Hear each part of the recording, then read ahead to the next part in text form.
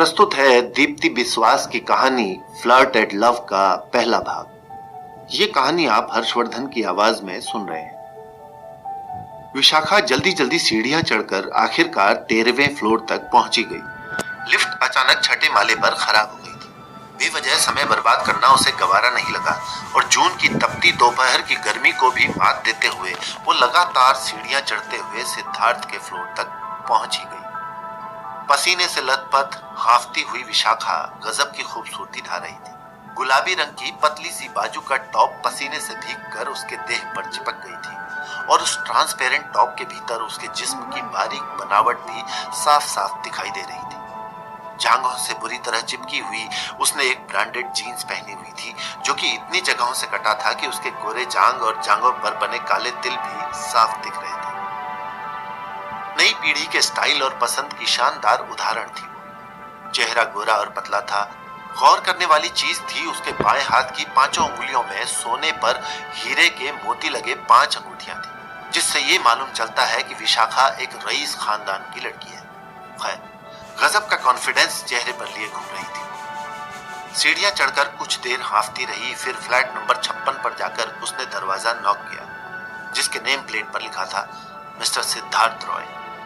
Flat के दरवाजे पर नॉक होने के बाद तुरंत ही दरवाजा एक झटके में खुल गया, जैसे कोई दरवाजे के पास पहले ही से खड़ा बेसब्री से विशाखा का ही इंतजार कर रहा हो। 13वें फ्लोर की सीढ़ियों के अंत में छुपी 2 आंखें लगातार विशाखा को घूर रही थी। विशाखा के नॉक करने के तुरंत बाद दरवाजा खुला और 2 जवान मजबूत मर्दाना हाथों ने विशाखा को इस तरह भीतर की ओर खींच लिया जैसे कोई वहशी दरिंदा अपनी शिकार को एक पल में झपट लेता है।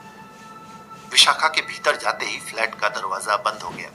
फ्लैट के अंदर बेडरूम की सफेद चादर, जो कि महज चंद मिनटों पहले ही बिल्कुल सधी हुई अपनी जगह पर टिकी थी, अब उस चादर में अनगिनत सिलवटें पड़ चुकी थी।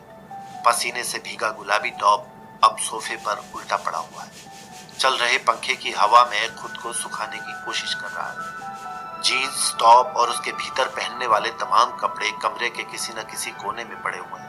विशाखा की मदहोश सिसकियों से पूरा कमरा गूंज रहा है, पर गौर से सुनने पर कमरे के भीतर से मध्यम आवाज में बज रहा एक बेहद रोमांटिक गाना सुनाई दे रहा है। बेइंतहा बेइंतहा यूं प्यार कर बेइंतहा, कोई कसर न रहे, तेरी खबर न रहे, छू ले तू मुझे इस कदर बेइंतहा। पूरे 1.5 घंटे बीत चुके थे। विशाखा की सिसकियों की जगह अब उसकी खिलखिलाहट सुनाई दे रही थी। कपड़े अब भी अस्त व्यस्त ही पड़े हुए थे, पर विशाखा की नजरें बता रही थी कि वो जल्दी ही अपने कपड़ों की तलाश शुरू करेगी। सिद्धार्थ डार्क कलर का एक हॉट जवान लड़का, उम्र तकरीबन 25 वर्ष। इस कमरे में विशाखा की सिसकियों की वजह वही था, पर अब वो किचन में था। विशाखा के पसंद का डार्क कोल्ड कॉफी बना रहा था और वहीं से भद्दे डबल मीनिंग के जोक्स मार मार कर विशाखा को हंसा रहा था। अचानक विशाखा की खिलखिलाहट रुक गई जब बेड के एक कोने में पड़ा उसका महंगा एंड्रॉइड फोन वाइब्रेशन मोड पर ही किसी के मैसेज आने का संदेश देने लगा। झट से उसने मोबाइल पकड़ा तो व्हाट्सएप एप्लीकेशन में करण के 5 अनरेड मैसेज थे। चैट ओपन करके वो उन मैसेजेस को पढ़ने लगा। उंगली से सिद्धार्थ को चुप रहने का इशारा कर उसने अपना सारा ध्यान मोबाइल पर मैसेज रीड करने पर लगाया। Where are you? Vish please listen to me. Please send me your live location and tell me where you are. Vish, तुम इतनी केयरलेस कैसे हो सकती हो? तुम्हें जरा भी अंदाजा है आज तुम्हारी मीटिंग ओबराय एंड कंपनीज के डायरेक्टर से है। वे आधे घंटे से मीटिंग हॉल में तुम्हारे प्रेजेंटेशन का वेट कर रहे हैं। अनरेड मैसेज विशाखा ने रीड कर लिए और उसे लगा अब उसके पांव के नीचे किसी ने जमीन ही खींच ली हो। रिप्लाई करने का टाइम नहीं था उसके पास। जल्दी से अपने बिखरे कपड़ों को किसी तरह पहनकर वो बगैर सिद्धार्थ से कुछ कहे वहां से उसी तेजी से निकल गई जिस तेजी से वो यहाँ आई थी। अगर आज उसकी जगह उसके जूनियर ने प्रेजेंटेशन कर दिया तो उसका फ्यूचर ही बर्बाद हो जाएगा। एक अच्छी बात यह हुई कि लिफ्ट अब तक बन चुकी थी। लिफ्ट में ही उसने अपना एक ओला कैब बुक किया और लिफ्ट से बाहर आते ही उसे अपनी कैब नजर आई।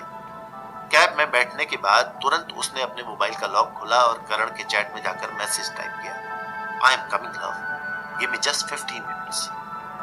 साथ ही उसे कुछ याद आया और उसने मोबाइल की गैलरी में जाकर उन सेल्फियों को हाइड किया जो अभी थोड़ी देर पहले उसने बगैर कपड़ों के सिद्धार्थ के साथ क्लिक किए थे। ट्रैफिक की वजह से वो 15 मिनट्स की बजाय 23 मिनट के बाद अपने ऑफिस पहुंची। कैब को 175 रुपए देकर वो भागकर ऑफिस के मीटिंग हॉल में जाने लगी, जहां उसका वेट किया जा रहा था। पर इसी बीच रिसेप्शनिस्ट ने उसे टोका, Vishakha madam, Oberoi and companies के लोग आधे घंटे में आ रहे हैं, तब तक आप अपने प्रेजेंटेशन वर्क को फाइनल टच दे दीजिए।